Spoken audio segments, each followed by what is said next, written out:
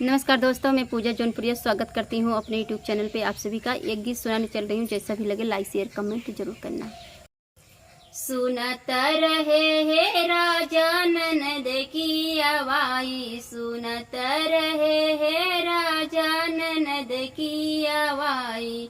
ननद की आवाई सुनी जिया घबराने, ननद की आवाई सुनी जिया घबराने। विचार कर हे राजा काका दीवाई, विचार कर हे राजा काका दीवाई। चुप रहा चाप रहा धना कुछ ना देवाई, चुप रहा चाप रहा धना कुछ ना देवाई। छोट मोटे गहना में हरवई देवाई, छोट मोटे गहना में हरवई देवाई।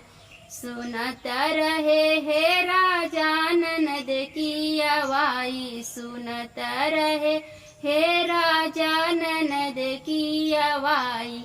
ननद के आवाई सुनी जिया घबराने, ननद की आवाई सुनी जिया घबराने।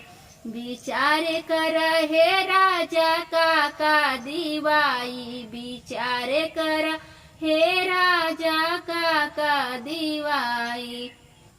चुप रहा चाप रहा धना कुछ ना दिवाई, चुप रहा चाप रहा धना कुछ ना दिवाई। छोट मोटे बर्तन में हंडई दिवाई, छोट मोटे बर्तन में हंडई दिवाई। सुनत रहे हे राजा ननद की आवाई, सुनत रहे हे राजा ननद की आवाई। ननद के आवाई सुनी जिया घबराने, ननद की आवाई सुनी जिया घबराने। विचार कर हे राजा काका दीवाई, विचार कर हे राजा काका दीवाई। चुप रहा चाप रहा धना कुछ ना दिवाई, चुप रहा चाप रहा धना कुछ ना देवाई। साड़ी और कपड़ा में लहंगई देवाई, साड़ी और कपड़ा में लहंगई देवाई। सुनत रहे हे राजा ननद की आवाई, सुनत रहे हे राजा ननद की आवाई।